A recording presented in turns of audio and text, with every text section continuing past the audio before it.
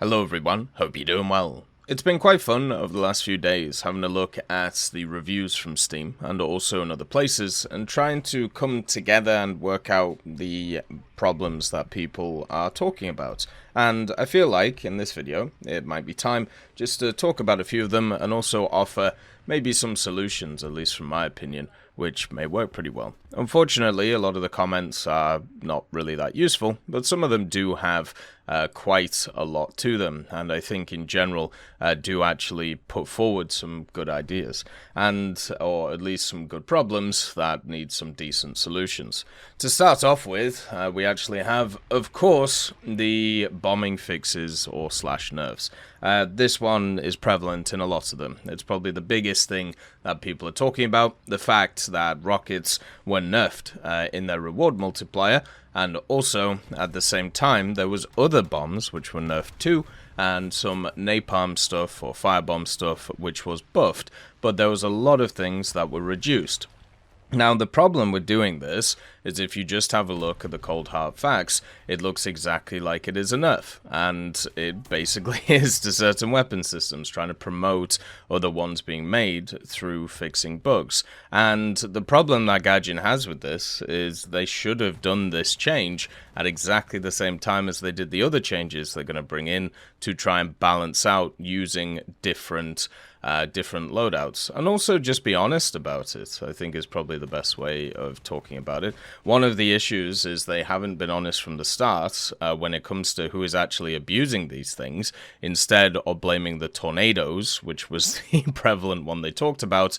I think it's very obvious to people's eyes that what is being abused is premiums, the SU-25, the A-10, the F4S, the J-35XS, and also stuff like the A-5. Vehicles that are being able to multi-roll when really they're taking away stuff from others. It isn't the fact that bombers are getting nerfed, it is the fact that the fighters which do this multi-roll are getting nerfed, which is why people are annoyed.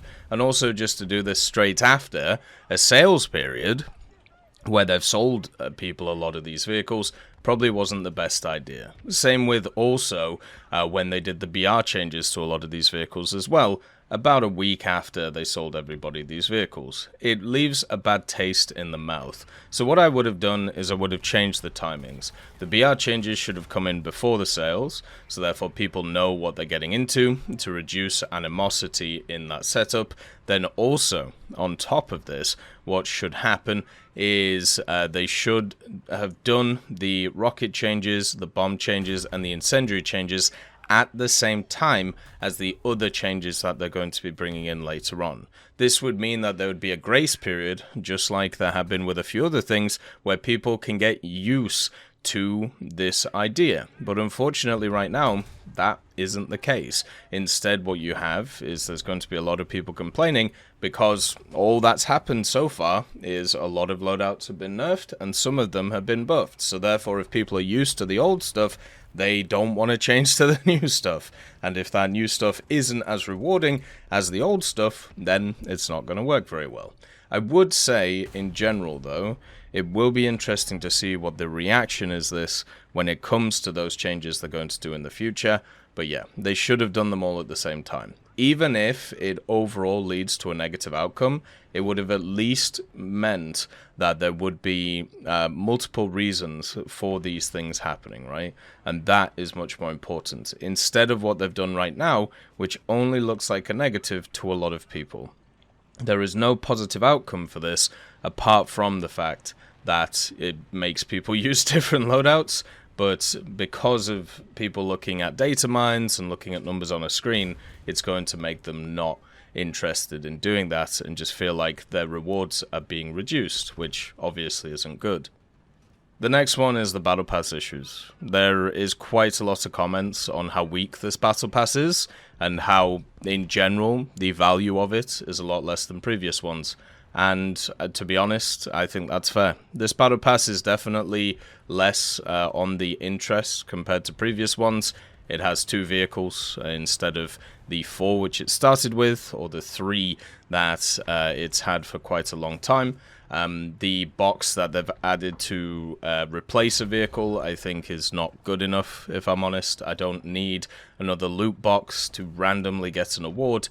I would prefer something which was more definite if you were going to do that, even if you needed higher Battle Pass levels for it. And in general, if you have a look at the vehicles, the PBM5 is pretty fun, but the Sholaf is a vehicle that is not going to actually appeal to a lot of people. It's an SPH, which is a vehicle which is already pretty niche in terms of what people want to play.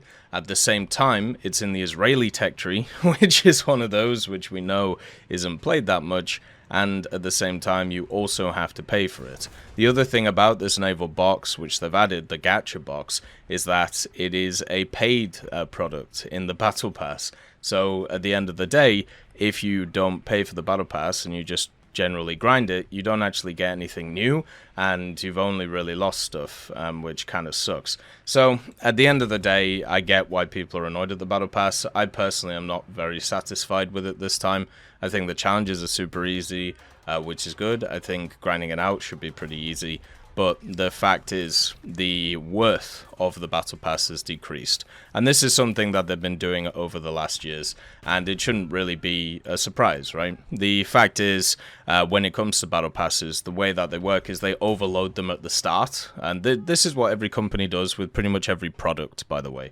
So just to let you know, you hammer down a ton of resources into something at the start of it, and then what you do after or over time as it gets more popular is, first of all, you increase resources in areas you see that people like, and then you decrease resources in areas that they don't like or is seen as sustainable, meaning that you can reduce resources, meaning that it will stay at the same level as it was previously, but the efficiency of everything increases. So if you have a look at the Battle Pass, for example, you used to get 4 vehicles. Then it was dropped to 3 vehicles.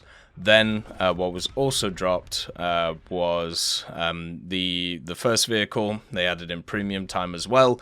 Instead of that vehicle, technically that is a loss of value for generally people if you decide to use that premium, but it could be seen as an increase because, it basically means that you can use that premium anywhere. But for Gaijin, it actually increases efficiency because they don't have to pay for a new vehicle. Right, they don't have to pay to model a new vehicle, they don't have to pay to put a new vehicle in. It's much easier for them to just give people premium instead of making a new vehicle for them. Simple as. And then when you have a look at what they've done now with the box, it doesn't actually cost them anything to do what they're doing. Right, the mechanics of the loot crate idea have been in the game for a long time. Years at this point, and also all of the vehicle models have also been in the game for a long time. So basically what you have is a Battle Pass which has added ideas which don't cost them anything to produce, therefore increasing the efficiency for them of the Battle Pass. But the question is, will the monetary gain still be there for people who actually put money into this thing?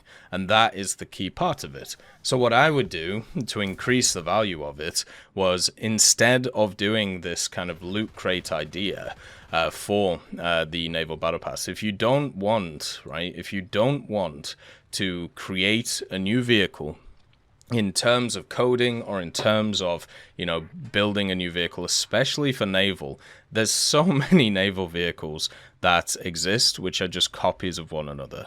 For example, stuff such as the British vehicles. If you have a look at the tribal class destroyers, there are so many tribal class destroyers. You could have easily just picked one, given it a different name, and it would have been exactly the same. If you didn't want to do that, what you could have done is you could have sold a talisman as a replacement for that somebody can pick, and it could have been an SL talisman or even a research talisman.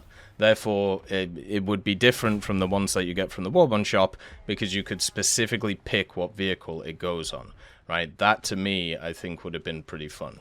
So, in general, that would have been nice, right? Like, for the tribal classes, right? There was 27 of them completed. So you could easily just have one of those which, you know, was added. And that's the same for many of the different vehicles that could be around. The other part of the Battle Pass is I like the idea of them bringing back older vehicles. I think that's fine. But to replace another part of it kind of sucks.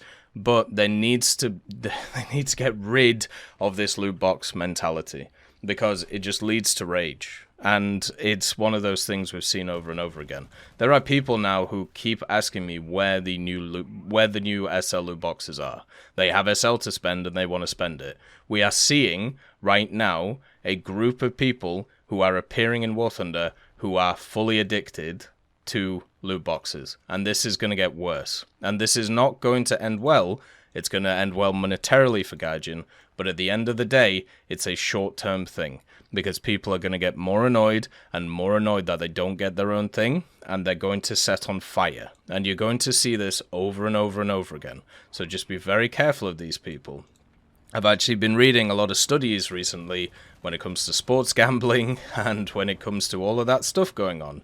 And it's really not looking good at the moment in terms of who it's affecting and who is getting burnt by these. It's usually people who are already of lower income, and they are struggling even more. And it's causing a lot of friction in families and a lot of friction between themselves. So this idea of adding more loot box stuff to the game, just because the reason why you add the loot box stuff is pretty simple. It's so people cannot always get the thing that they want, right? It's so that there is a chance that they don't get it. There is a chance that they do get it, and that's where the optimistic side of the person comes from. But then when they don't get it, it is much worse than if they weren't able to grind it out. So what I had to do is I would take either the level 105, I think it is, or level 125 coupon for the new vehicle, and I would say you can either have the coupon for the new vehicle, or you can have a coupon for a previous Battle Pass award, which is from the naval side of things, or something like that, if you want to do that, right? So you have to grind out the Battle Pass more, but I'd also do it for free. So the people who don't want to pay for it would get it anyway. But if you wanted to make it paid, I'd be completely fine with that too. But it would just mean that people would be guaranteed to get the thing that they want instead of this gacha box. Which, let's put it this way. If you have been playing the game for a long time, like I have, this box is completely worthless, because you already have all the vehicles. So it's basically just an SL box, which is worthless to somebody who's been playing for many years, because when they made all the changes to the SL economy last year, it's basically impossible to lose SL, because they want you to sink it into SL boxes. It's a fun double-edged sword, isn't it? But yeah, they have to increase the value of the Battle Pass. And the way to do that is to give more products which you can actually grind out properly instead of more boxes to things. There is also other ways of bringing back vehicles which isn't through loot boxes. And this type of thing, trialing it in the naval part is fine, but just wait until a Battle Pass, the ground vehicle of it, is going to be one of these boxes. You will see a flame that you've never seen before from people, because they will feel like they've been hard done by, because they're not getting any new content, and they're annoyed. And that's one of the biggest issues with what we're seeing right now. It's a collection of things that have come together that annoy people, and who can blame them, right? Because it is quite a lot of things that are a bit all over the place. The event also hasn't helped out. The Halcyon is probably the weakest event vehicle over the past little period, and the problem with that is it is a summertime event. Usually around this time for the summer event, you see something which is quite a large event with obviously all the challenges and the mission score stuff sometimes, and usually there's 3 or 4 or 5 vehicles which are around, and people are used to that. This year they obviously decided to do something different, which I actually agree with. I think the new system is great, but they've picked the weakest vehicle of this year so far as the summer vehicle. This is the time where a lot of people have time off. A lot of them go on holidays, away from War Thunder, and usually it's kind of interesting with War Thunder, because the bumps that you get in terms of War Thunder are actually not during like the summertime. Instead, they're during the time where people are usually at school or usually at work. So that's always interested me in terms of how it works. So you usually get bumps like around, September, October, and then you get a bump around like March, which is kind of cool. But then it actually dips during the summer months. And we're in that dip right now in terms of what's going on. The April this year has actually been different from previous years because of the fact that I'm guessing people didn't really care about the general setup. But basically what you have right now in terms of the summer is you have a lot of people who want something to look forward to, and they want something to, enjoy. And they pick the Alcione, which is a copy-paste vehicle from one of the lowest played tech trees in the game. And at the same time, it's one of those which is not hard to get. Like, it's actually very easy to get this vehicle. But at the end of the day, people are expecting a big summer event, and if this is it, then it's just not going to do it justice, right? They really needed to bring out something at this time, especially after the last update, which had a lot of bug issues with it, with this battle pass, which is pretty weak, and also with all of the other things going on. You needed something for people to kind of like focus on and unite around.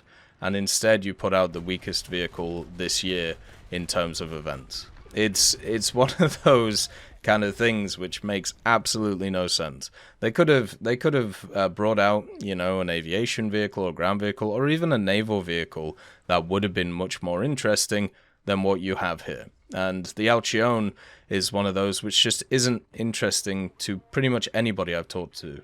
And everyone that's grinding it out is people who usually play naval anyway, along with myself. And the people who aren't grinding it out are just not playing the game right now because they've got nothing to do, really. And that's the issue with having these types of events. You needed something to unite people, whether it was like research bonuses, whether it was an event, whether it was a battle pass, and every single part of it did not go. So it obviously wasn't great. Now, for me, in terms of what they should have done, they should have just brought out a vehicle which was a banger. Something during the summer which people would have really enjoyed, something like the Churchill Avery, like something that was a mid-tier premium, maybe a destroyer with just like crazy guns, or maybe like a Frankenstein destroyer, or even just like a low-end cruiser premium, which would have been enjoyable. Something that was iconic, something that people would be interested in instead of this, and I think it would have worked. But right now, you just have an event which is just completely forgettable. And I feel like the vast majority of people are just going to completely forget about it. While we're talking about this, by the way, there is a Russian Navy Day decal which you can get, because that's another thing that annoys me, but I get why they do it. On the Russian side of things, you know how they're having all those premium sales for the Russian naval vehicles? Well, it's because it's Russian Navy Day, and there's also a decal you can get. If you just play 3 battles with USSR ships, you'll get yourself the medium navy emblem for the Russian Navy. Now they didn't put this on the English side of things because they're scared of people's response, and it sucks. But this is available over the weekend, so make sure to pick it up. ARBC is another thing that is talked about all the time. So just bring it back on bring it back on weekends. Just bring it back on weekends. There you go. Easy peasy. Simple as. Don't really have to think about anything. Just bring it back on weekends, just like they have the flow event, and make it so you can grind RP in it, and then do it for a few weeks until people stop playing it, and then remove it again. And then you have like a reason to show it, right? So just do that. Easy peasy. Nothing has to really be done about it. It should be pretty simple. And the biggest one, I think it's fair to say, is the grind stuff, right? Like the grind stuff is the core of the game. And right now, we're in a period where the grind stuff isn't exactly in the best position. What you have is a setup where grind is pretty high at the moment because we haven't really had any reductions in it. Obviously, they made the stock grind of top tier stuff a little bit better. The BR decompression helps with it too. But let's be honest, since last year, there hasn't really been anything added, which has improved the grind. You have the skill bonuses stuff, which is all good, and they are slowly but surely bringing in, the nation bonus stuff. But even from what we've seen so far, even though we don't really know the percentages, we only know the old percentages, there hasn't really been anything which has kind of leapt off the page for people. And since a lot of this stuff has been postponed, it's just making people simmer and get annoyed. And once again, you can't blame them because nothing's been done about it. So right now, what I'll do quickly is I'll just throw in a bunch of the research changes they usually bring in mid-August, which are usually ones where they cut a lot of RP from the lower ranked vehicles. So, for example, they added rank 8 for ground, right? So usually you get cuts to rank 6 and rank 7. I believe we've already had some, but there's no reason why you couldn't get even more. You could also have more bonuses to folded vehicles. So the idea of trying to promote their use, basically if you've spaded the first vehicle in a folder, it could give you a bonus to spading the previous or spading the other vehicles in a folder, even if it's only 5 or 10%, just to try and get people to play them. The other part as well would be bonuses for vehicles you've already spaded in other tech trees. So if you've spaded the Leopard 2A4 in Germany, maybe it's 5 or 10% easier to spade it in Sweden, for example, or something like that, right? Just to make it so it's a little bit more prolonged in, trying to help people getting through a lot of these vehicles, because we are increasing over and over and over again the amount of stuff that's here in the game. And it's become to a point where it's very daunting for people, and you see it all the time, where people are just really struggling to understand how they're supposed to get these things. If anything, it just becomes very overwhelming, and that is not great because it means they don't really do too much. So hopefully they can bring in some kind of research reductions to start with. I don't think there needs to be too many bonuses or anything like that. I think in general, what would be best is probably, just some reductions in the cost of things, and also just being able to actually, from the battle pass or from other areas, getting reduced modifications that you can choose, so, it can make things a little bit easier. I think that would be quite nice. But the main thing is they need to prioritize, and I'm sure they are, the nation bonus stuff. This thing has been going on for too long, and it needs to be done. And it's been sat there for the longest time, and we're just kind of not really doing anything with it. We keep getting told about it. We keep getting told that it's coming and it's going, and they're testing it and doing all of these things. But the major thing is, it's just not here yet, and we can't really look at it until it exists, and therefore people are going the pessimistic route, because that's usually what goes on, and now what we have is annoyance. So you can see it's like a perfect boiling point thing where everything has come together.